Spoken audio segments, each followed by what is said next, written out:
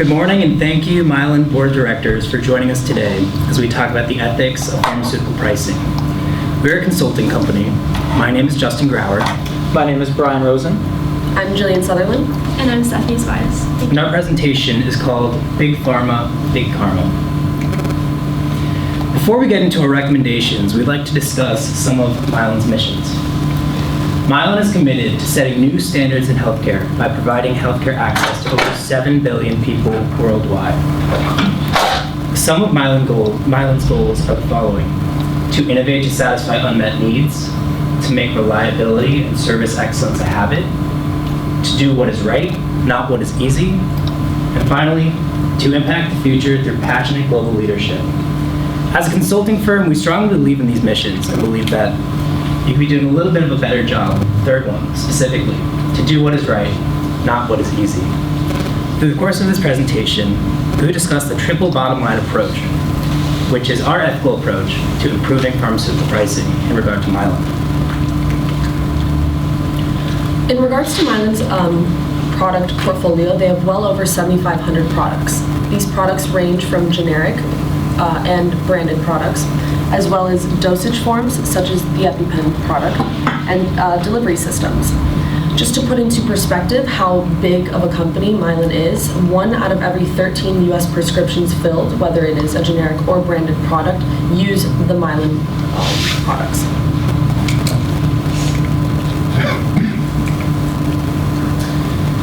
So while we're doing research in order to make recommendations to Mylan, we first spoke to Martin Scarelli in a video interview and asked him what his thoughts were on pharmaceutical pricing.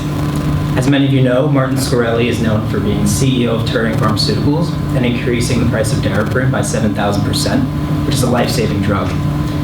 During this video interview, we had the opportunity to ask him this question: is it ethical for pharmaceutical companies to increase their prices at their own discretion?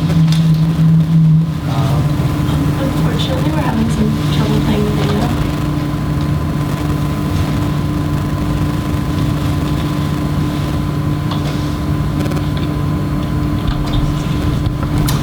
Okay, right now we're not able to get our video to load. I apologize. But in Mr. Scarelli's interview, he stated, is innovation necessary for pharmaceutical pricing? Are market forces at play in the pharmaceutical industry? Mr. Scarelli's approach is what we call a financial bottom line, which is focused on profit maximization. Mr. Scarelli made the choice to increase his product's price by over 7,000% in a move that we do not believe is ethically sound. In the short run, Mr. Scarelli saw great profits, but in the long run, it has been extremely ineffective, and Mr. Scarelli is no longer in charge of Turing Pharmaceuticals. The issue that we are discussing today is the way Mylan engaged in price gouging with their EpiPen product. Throughout recent years, they have increased this product to over $500, and the question that we present is whether a pharmaceutical company with vital and severe products should be able to fully dictate the pricing regardless of the market price. For pharmaceutical companies that have products that are severe or vital, that deal with severe or vital conditions, market forces do not apply. The level of demand for these products is going to remain constant regardless of the price that pharmaceutical companies charge for them. For example, there are severe forms of arthritis or severe forms of migraines that people really need the medication for, that they will pay for it regardless of what the price charged is. For the EpiPen drug, if the price is really high to a point, they will still pay for this drug. However, what happens when it gets to a point where people who aren't well off can't afford this drug, they look towards cheaper alternatives or unproven alternatives. One of these options is the Adrenaclick, which comes from Canada. This is a new drug that was formed roughly 2 years ago onto the market, and it has a different process of injecting yourself than the EpiPen. It is also much cheaper. Right now it's only $10 on the market because it's $110, but they provide you a coupon right away for $100. So it's a $10 drug for anybody who needs it. The EpiPen, as it stands right now, the cheapest option is $270 with a coupon. So there's a distinct difference in price right now between the two options. The World Health Organization defines ethics in regards to the distribution of medicines as access to essential medicines as a part of the right to the highest attainable standard of health. The right to health is well founded in international law. The right to health first emerged as a social right in the World Health Organization Constitution in 1946 and in the Universal Declaration of Human Rights in 1948. So this considered, it raises two really prominent ethical questions, such as if products like EpiPen are increasing in price, yet decreasing in reliability, such as the recent recalls, what sort of innovation is persisting for Mylan's extreme price hikes? As well as, did Mylan violate the mission statement, do what is right, not what is easy, regarding the EpiPen? So if we are to take that statement by the World Health Organization as one of the highest forerunning authorities on world health care, as a standard, we can see that the business practices that you, the Board of Mylan, are putting into play with the EpiPen are violating the rights to the highest standard of healthcare. Because of these price hikes, there are large amounts of people who no longer have access to that life-saving medication, and that, in a way, is depriving people of a necessary life-saving medicine, which is not ethical when you look at the highest standard in healthcare. If you look at this from a societal standpoint, the cost-benefit analysis is disproportionate.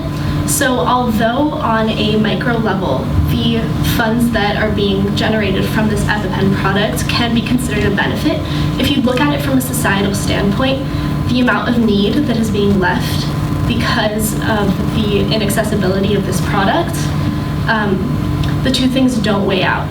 So although there is a financial benefit, the hurt that's being caused by the people who cannot gain access is much larger. And that brings us to our next point, which is that Mylan is currently ignoring their responsibilities as a corporate citizen.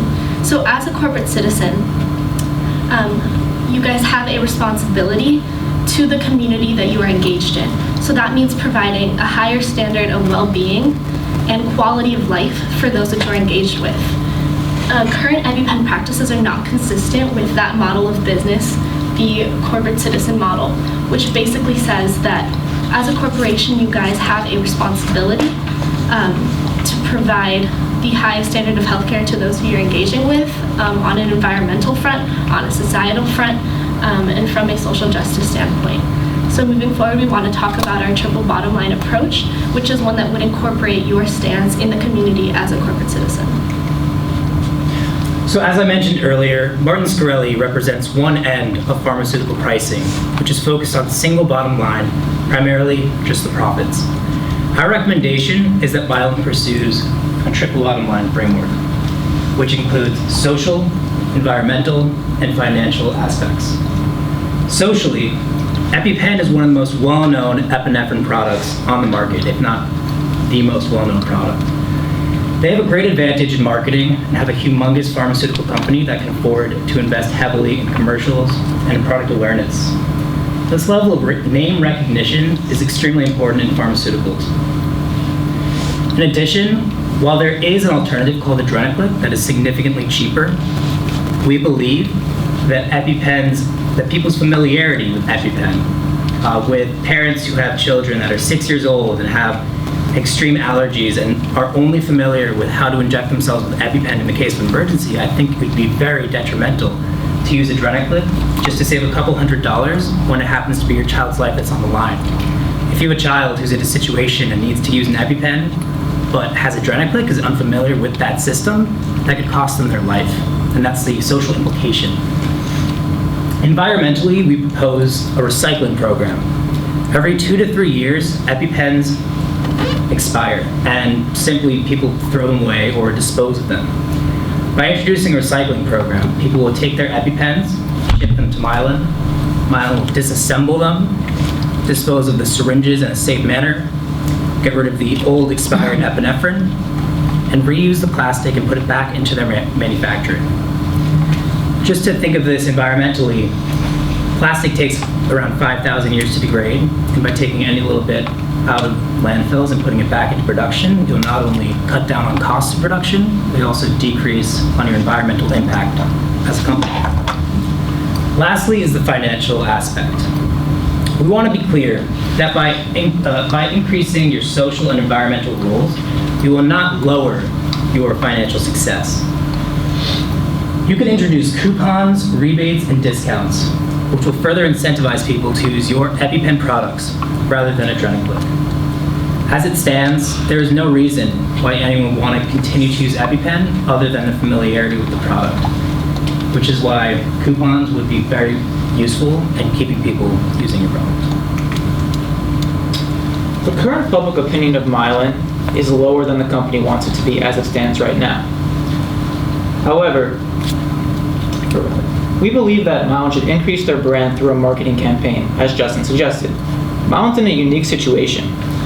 Most pharmaceutical companies don't have the opportunity to rebuild their brands with environmental and social concerns at hand. Generally, as I said before, people only care if the drug is affordable, and if they need that drug, they're going to buy the drug regardless of the company's considerations. However, people will pay attention to the way Mylan rebuilds their brand because of how low it has sunk based on the price gouging. Mylan has an opportunity to brand itself and its products in a new way. EpiPen is a reliable, proven device, as Justin mentioned. This is something that Mylan needs to market because people need to be reassured that Mylan is still effective, it's still efficient, and it's still something that we're investing into as a company. The market will notice any changes that Mylan makes here, and it's crucial that Mylan does make these changes so that Adrenaclick or companies like it don't take over any market share. More social aspects that we'd like to discuss, as Justin mentioned, are potential discounts, rebates, and coupons. We believe that discounts, if marketed and advertised, will help bring back a positive reputation for Mylan. More people will be able to afford life-saving drugs, drugs that treat severe conditions, than before. We do believe that rebates are important, but we also believe that coupons might be more effective. For example, if there's a mother of 4 who's working a low-income job and she needs to afford an EpiPen, and she doesn't have the funds right away to pay for that EpiPen, and even if she's promised a rebate a month later, she might still not have those funds up front to pay for the EpiPen, which might lead her to buy Adrenaclick or other options. With a coupon, if she's reimbursed at the time that she pays for it, she will have the funds at that time to provide for her children. This is going to happen more than once. This is going to happen with many low-income families, and this is something that needs to be marketed so that people see that Mylan is looking out for its people. As Stephanie mentioned, it's important that we provide these drugs to people who need them. It's important that we make it accessible. And rebates do not do this as well as coupons do, and we do believe that coupons are more effective in this sense. Now I'd like to talk about the environmental solution that I touched on briefly. So as I mentioned, by recycling EpiPen products after they expire, you will be reducing the waste, and you will also be increasing brand awareness. If we have a program in place where you can send back your EpiPens, you're actively thinking about that product just by going through that process. This keeps consumers' minds on the EpiPen product and keeps them from switching to Adrenaclick. In addition, as Brian just commented on, we could offer coupons. One of these coupons could come by participating in this recycling program. If I recycle all of my used EpiPens and send them back to Mylan, Mylan could then send a coupon to me to go buy more EpiPens at a more affordable rate. This satisfies environmental, social, and financial needs of consumers. Some financial aspects we'd like to touch upon. In 2015, 40% of Mylan's profit came from the EpiPen. Just a few years ago, this was not the case. But Mylan has jacked the prices up of EpiPen, and as a result, the profit is much higher in that sense. We believe that if Mylan focuses on its other products, such as the 7,500 products that they have in their product line, and inputs money into research and promotion of these products, it could help offset the profit imbalance. For example, if we drop the profit from EpiPen to 30% as a result of increased promotion and research of the other drugs, it helps Mylan as a company because we're promoting more products, we're creating more awareness of their other products. And in the long run, it could prove beneficial financially if, even though we're making less money from EpiPen off of lower prices, Mylan will be making more money from products that it devotes more money towards research and innovation for. $1 billion was invested in 2015 into research and promotion for the EpiPen. This is something that Mylan does need to market. People need to know that even with high prices for the EpiPen, Mylan is taking the money, the income it makes from that, and putting it towards research and innovation for this product. As we've stated before, EpiPen is the most reliable epinephrine injector in the market. And people, if we don't assure them that we are making sure that it stays that way, will tend to switch over to the other side.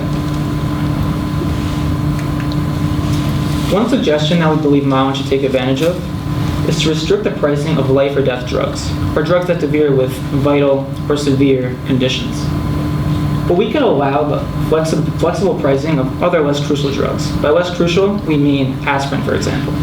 So if aspirin at Mylan costs $2, but we put more money into research and innovation for it and make it one of the best aspirin on the market and market this, people will take advantage of that, even if we raise the price to, say, $7. So while it might cause them a slighter inconvenience, it adds up over time in making Mylan more of a profit.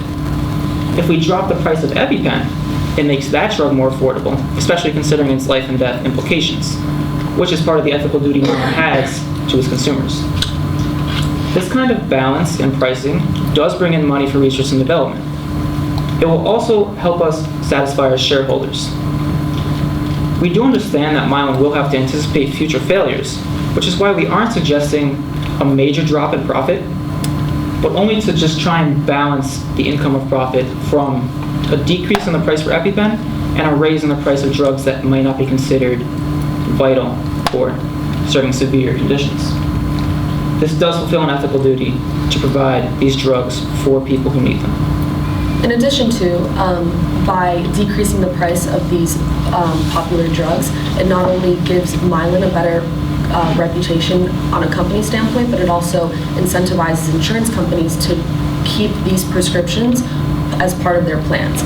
We see recently that, especially in the United States, prescription drugs are a huge problem that we face, and by decreasing the costs, it'll allow insurance companies to keep them on their plan, which not only satisfies them, but also consumers. If Mylan does not regulate the prices themselves, someone will, and that someone will likely be Congress. Looking at what happened in the 2008 housing and financial crisis, the Dodd-Frank regulations were implemented. If Mylan does not price their product in an ethically responsible manner, then someone will do it for them, and that brings in a lot of compliance efforts and a lot of regulation efforts that will make it also very difficult for the company as well. Excessive, unethical behaviors that catches negative press often leads to the source of legislation, and that is something that we do not want for our company. The way we view this is that if Mylan doesn't step in and regulate the way it wants to, so that it has a say in the regulation, Congress will take over. And once that happens, Mylan loses its say, and the industry loses its say as to what kind of regulations will go into play. It is likely that Congress will over-regulate, as Jillian mentioned, and Mylan might lose financially more than it could have if it had chosen to implement some of the suggestions we are making today. In conclusion, we've covered the difference between a single bottom line approach versus a triple bottom line approach. Mylan Pharmaceuticals right now is in a position to make a choice between whether they want to be the Martin Shkreli of pharmaceuticals or to be seen as what is right in the pharmaceutical industry. The triple bottom line approach and the focus on social, environmental, and financial aspects will put Mylan Pharmaceuticals in an excellent position. By implementing a heavier marketing campaign, by encouraging a recycling program, by creating fair prices, we believe that EpiPen will be the primary and most important product in Mylan's portfolio, and will put Mylan in a position to take over in the epinephrine injectable market, as it has in the past 10, 20 years. This approach, the triple bottom line approach, focuses on balance, which is the most important thing. Right now, it's extremely important that Mylan balances itself financially and socially. This is why we believe that it would be a reasonable recommendation for Mylan to lower its prices, to increase accessibility to its drugs, and to overall increase its reputation as a company. Mylan's goal, or one of Mylan's goals rather, says that we want to do what is right not what is easy. Martin Shkreli did what was easy. We want Mylan to do what is right. And what is right is to implement a triple bottom line approach. It will not be easy. Thank you. Thank you very much. Very interesting presentation. We're capitalists in this country, right? This is capitalism. Are you suggesting that we give away all of our money? No. We have employees who have jobs. They have families that rely on their income. We have whole communities that depend on our people being able to spend money to buy their products. What are we supposed to do? Isn't our mission to make money? We view the pharmaceutical industry as very different comparative to other businesses because not many industries deal with ethical implications with life or death or drugs that deal with severe illnesses.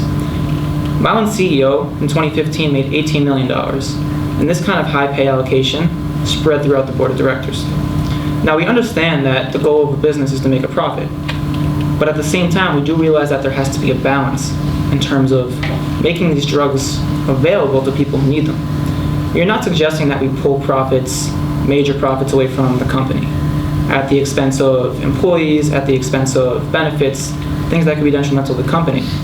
Rather just a balance in dropping the price of EpiPen, but investing money into Mylan's other products so that overall in the long run, Mylan's profits might not end up decreasing that much. In the short run, sure, because it is a distinct drop that we are suggesting for EpiPen, and it will take time to market these other products that Mylan has. But we do believe that doing this will help rebuild Mylan's reputation. It will help in the long run to even out the profit that Mylan wants, and it will keep Mylan afloat as a company before Congress does eventually intervene. Do you know how much it costs us to develop the EpiPen? Right, so that's a controversial area because Mylan claimed that they were only making a $100 profit when they were charging $700, but then it came out that that was before taxes, and it turned out that a lot of the money that Mylan included in that estimation was allocated to nondescript areas. So Mylan hasn't necessarily stated how much they make off of it, how much it costs them to develop it. We do know that the drug itself, epinephrine, is $3. The plastic in total to put it together is about $18 in total. So overall, that's why companies like Adrenaclick are able to charge these low prices. Mylan claims that it has responsibilities to shareholders, to agencies, and taxes that it has to pay, but it doesn't have an explanation at the moment for why the price was so substantially high compared to other products. I'd also like to add on to that if I could. As a consulting firm, we don't have access to heavily detailed financials on the exact cost of development, so at this time we can't completely answer that question Well, let me ask you a question you can't answer. Sure. If it were to cost us, for example, $1 billion to create the EpiPen, so we invest $1 billion up front, it's going to be patent protected for 17 years, in which time we have to recoup our investment, and then the generics will kind of explode in price at that point. What's the right rate of return during our 17-year protected period, in your opinion? Sure, that's a valid question. By investing such a heavy amount of money into a life-saving drug, that's something that Mylan is choosing to do. In no way is Mylan obligated to develop such drugs, but it's extremely important. EpiPen is a drug that will save people's lives, and return on investment is a key point because the pharmaceutical industry, after all, is an industry. It's not a charity. But through this triple bottom line approach, we believe that while it will take longer to recoup development costs, we think that if Mylan chooses not to take these recommendations, another company like Adrenaclick, who may have higher costs in researching, right now they're charging $110, and they're in a position to take over the market. So at this point, it's less of a financial choice and more, or rather, it's entirely financial choice, because if EpiPen does not decrease its prices, Adrenaclick will take over the market. People will invest in learning how to use Adrenaclick, and EpiPen will no longer be an important drug. If that helps answer your question. One more question, and then I'll pass it. Sure. How is a coupon different than lowering our prices? Does everybody get a coupon? It's different. Lowering our prices would surely be a more efficient solution as to doing it. It would be easier to advertise. However, coupons might provide a better income for the company. Coupons could be allocated to, they're generally allocated to most people. For example, there are websites you can go on and click view coupon, and it either comes from CVS or it comes from Milan directly. But it is available for people to take advantage of. But it is not, there are areas where it doesn't reach everybody. So for example, if people are well off enough, if there's like a certain income threshold that Milan determines is too high to receive this discount, they won't be able to receive it. For certain coupon types. In addition, that's why we implement the recycling program, which will also give consumers another coupon, rather than spreading the savings to everyone by having this recycling program. It's incentivizing people to recycle and incentivizing a conservation effort, and then you can directly reward the patients by giving them coupons for participating. Okay, thanks. I can have a question around the reputation, which has been thoroughly sullied in the public, and relative to being a director inside the company and your recommendation. How can I believe any of these numbers? Like, I saw $1 billion that was spent on research and promotion of EpiPens in 2015. Flew by on the slide. The statement that it costs $600 per pen to develop. That's poppycock. I mean, that's the public's view. How do we overcome that? Or is there truth in those numbers? Have you guys researched the $1 billion on promotion versus research? That's an interesting meld of two things that are very different. Right. How much of that was really research? Right. So here, right now, in all honesty, people that are buying these drugs, they don't really care for an explanation as to why it is. They don't care how you justify it. The fact is, this pen costs $600 to produce. We don't care. We need it. Like, it's not of our concern. I don't think there's any way that Milan can effectively communicate how high the costs are of developing this drug. Because from a consumer's perspective, they just need this to save it for their kid's life. You can't really justify the cost. And that's why we believe that it's better not to address that and to rather address other areas that Milan can improve upon, such as their environmental and social roles. I will say the quote on the $1 billion was from Milan's CEO directly on CNBC. She was trying to advocate that they did invest some of that income from the high prices of EpiPen into research and promotion for the EpiPen. Does that help answer your question? I think I saw some of that when she was under fire for her compensation and kind of redirecting everything toward, so it belied the ethical message, that they were actually more self-serving than we were concerned about health. My wife works for an elementary school, and these pens, I don't think it was mentioned, that they expire. Is that correct? Yeah, Yes. I believe that. We did And so mention these that. schools, did you mention that? Yes. Okay. And so these schools then have to replenish them. And I take your point that their reputation really has been tarnished by just the price reaction and the reaction to gouging. And so then is the recommendation then what is the recommendation with the price? You said the coupons, but the price is going to remain up there. So for schools, will they qualify for it? Well, actually, our recommendation is to, by implementing the recycling program, we're going to be offering coupons. But another aspect of our recommendation is an overall decrease in the prices of EpiPens, just to be clear. But we do believe that you could recoup those losses by increasing your marketing campaign, reminding the public of EpiPen's long-standing role in producing drugs for anaphylaxis, and that by increasing people's awareness of EpiPen, talking about the reliability of EpiPen, and why people should stay with EpiPen, that'll help increase, or rather negate, some of those losses in profits by lowering your prices. Okay, just one quick follow-on question on lowering the price then.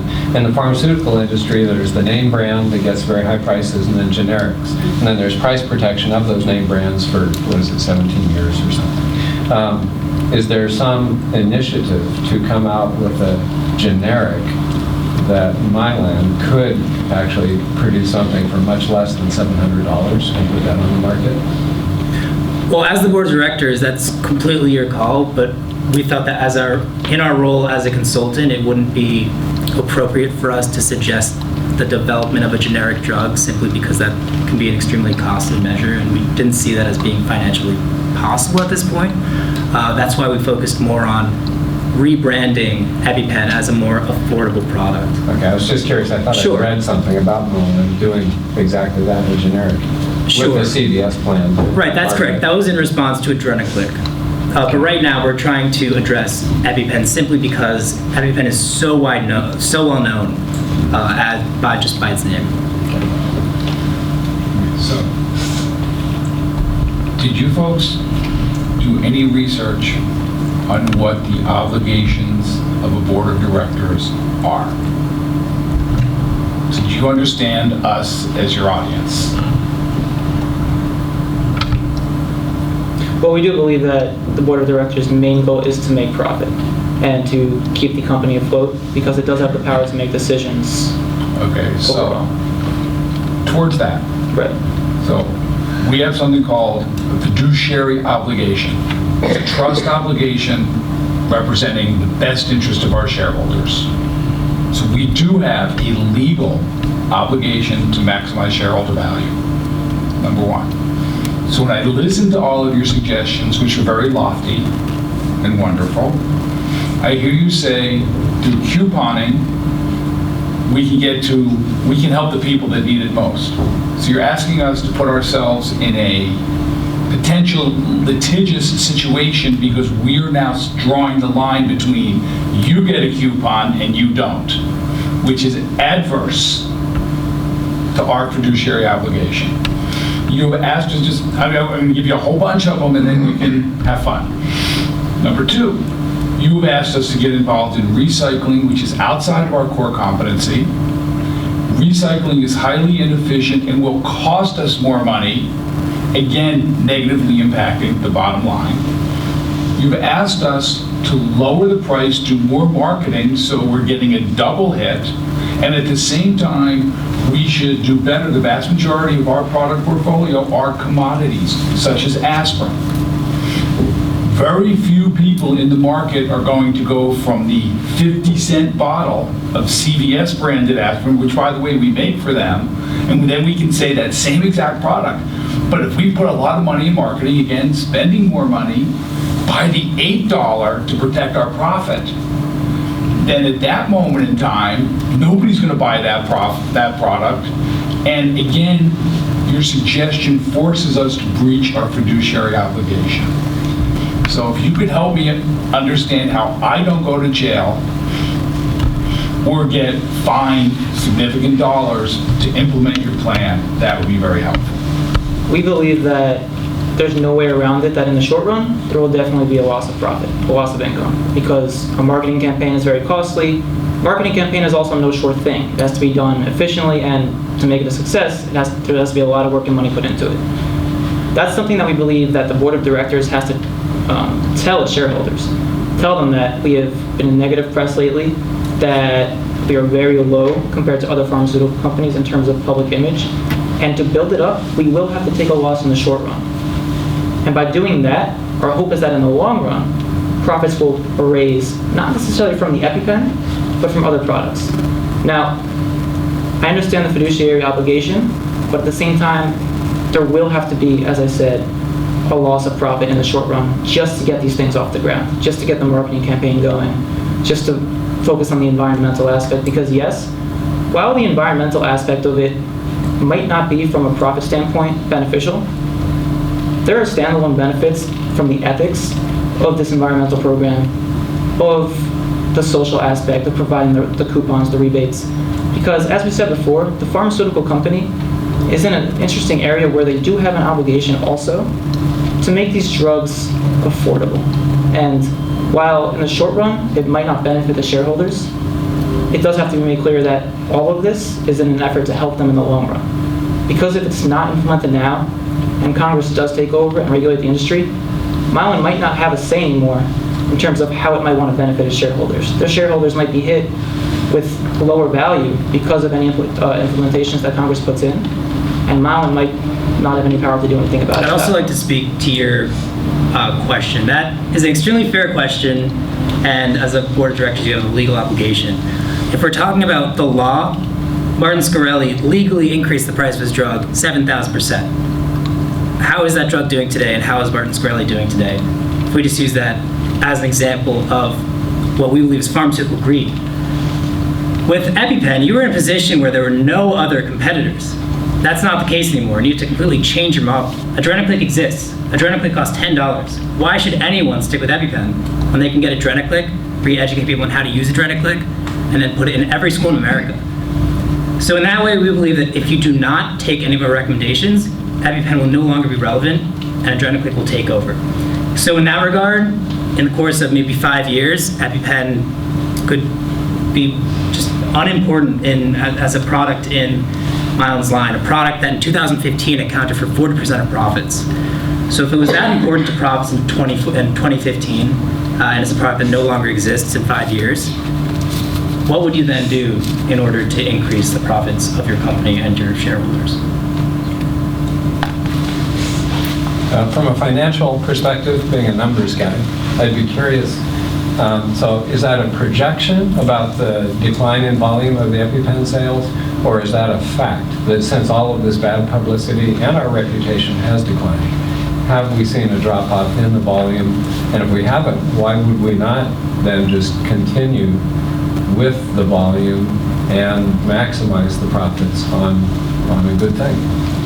Sure, that's a good point. We are speculating. Adrenaclick is fairly new, and we haven't been able to really assess the impact on EpiPen sales as a direct result of Adrenaclick, but we believe that in the coming years it'll become quite apparent.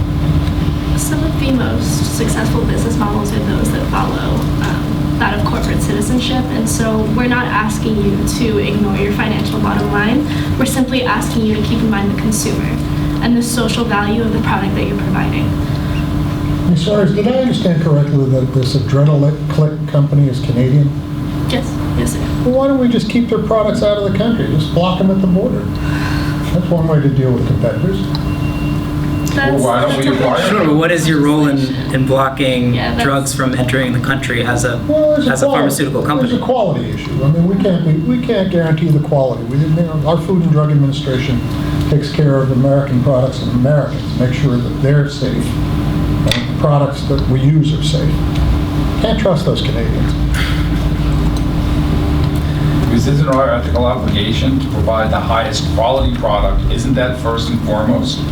Because we're associated in the medical industry, which is do no harm.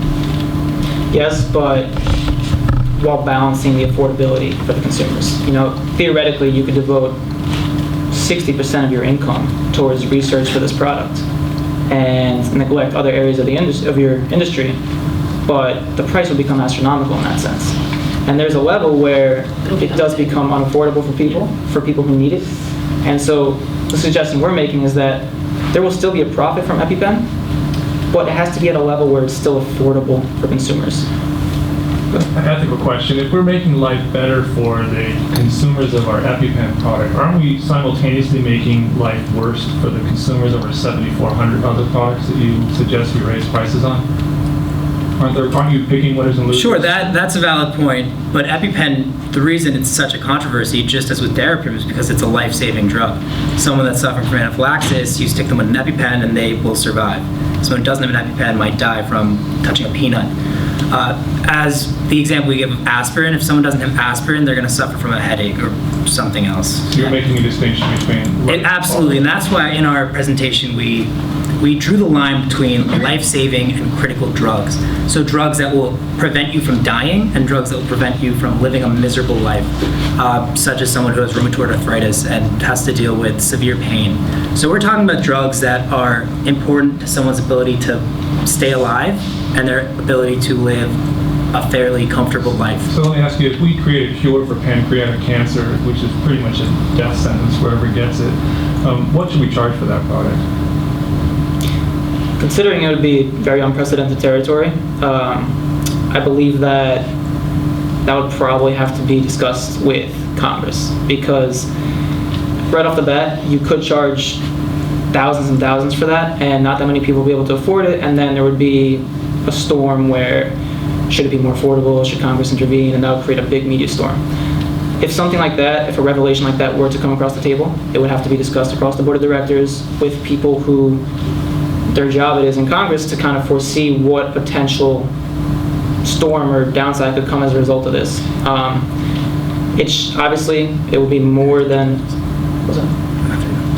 Obviously, it would be more than the average person would be willing to pay, considering the rarity of a cure like this. But there'd probably be things put in place, such as coupons, to make it affordable for people who truly needed it. But Touching on what Brian just said, right now what Brian just said is speculative. Right. But right now, the simple answer is we don't know. And quite frankly, not a lot of people know what should pharmaceutical companies be charging for drugs that save lives. Right now there's a cancer drug, I believe it costs $250,000 in the first year of treatment and can prevent a death from a very rare cancer. And there's a big debate on what should that cost? Should people who can afford this medication be allowed to buy it? Should people who can't afford it be allowed to die? That's a big question, and we simply are not in a position to answer that. But we believe that through legislation, there could possibly be some solution. So you understand that we go through 10 years of testing between phase 1, phase 2, and phase 3 prior to getting out. That's approximately $1 billion investment, not including the 10 years of research that went in prior to taking it into a testing phase. So if we have billions of dollars invested, if we want to be ethical, $1 a person, there's not enough people on the planet that could ever buy the product to get our investment back, ever. So where, in your estimation, might it be that we are entitled in a reasonable amount of time, what's that time, to at least recoup the investment? Don't talk about profit. Just recoup cost. Are we entitled to that? Is it unethical for us to recoup the cost to develop and test a product? Absolutely not. So that begs the question. It may not be a reasonable price, Sure. and just by definition, there are people that can't afford it. Just to recoup the cost, is that unethical?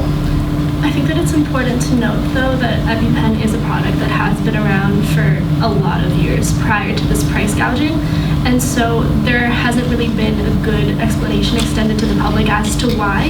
And so I think that in the So we're not allowed to take the profits from product A to make all of our other products, because we have a pipeline, a 10-year forward-looking pipeline that we have to fund. Again, how is it unethical that we're funding lots of life-saving drugs?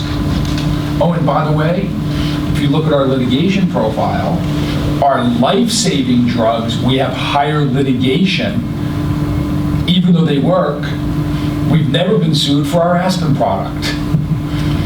Why should we shift the burden from one to the other? Shouldn't it pay for itself?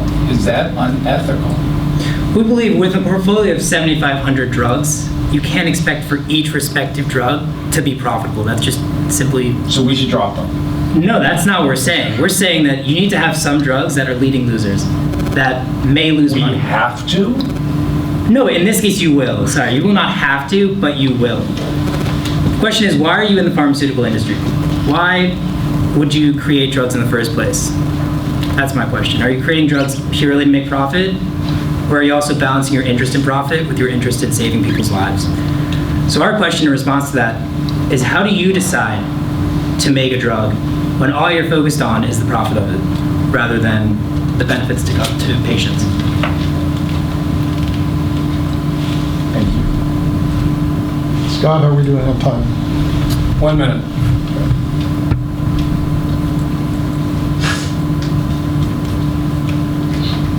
Does Martin Scully work for us? No. Well, what do I care about him? So he's an example of what your company could be seen as. Be the poster child for pharmaceutical greed, and that's what we do not want Mile to be. Do we have anybody in our company that's kind of like him?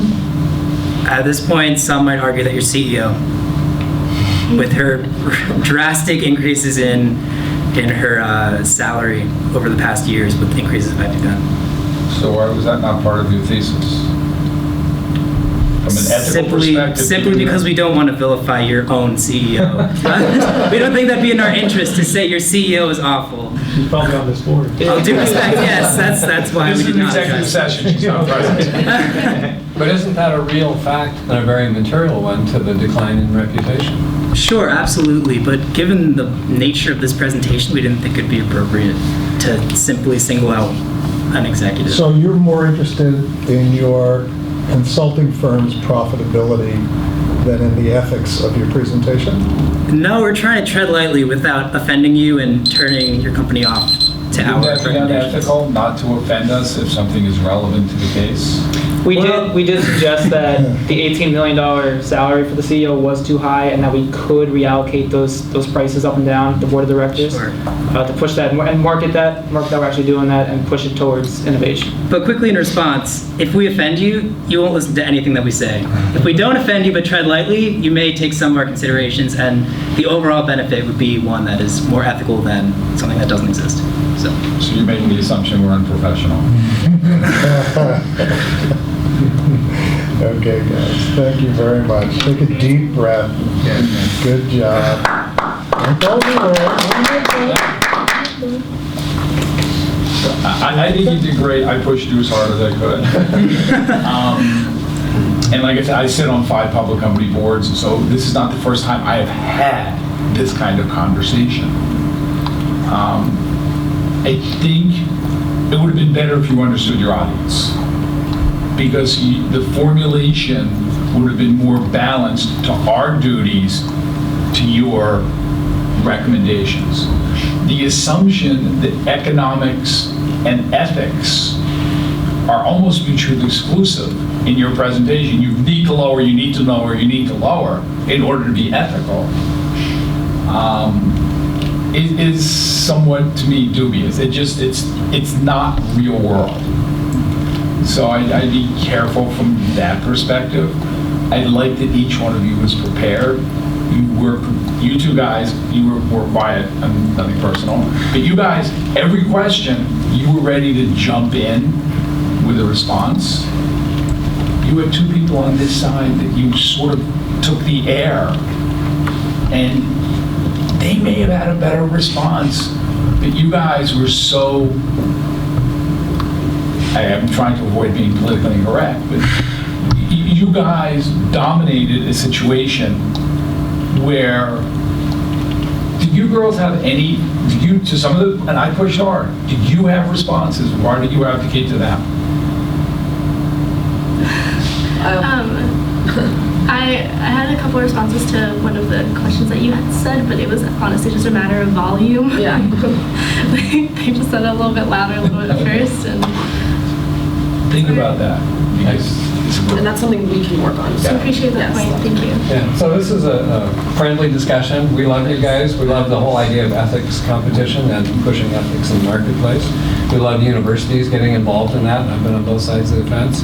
I think just looking at your group, the thing that I'm most astounded by, and having taught from sophomores up to executive MBA level, when it says 2020 for 3 of you is your year of graduation, is that when you get your master's degree, or is that a bachelor's degree? it's a bachelor's. Yeah, no, I think for you guys having, what is this, 2017, 3 more years to go?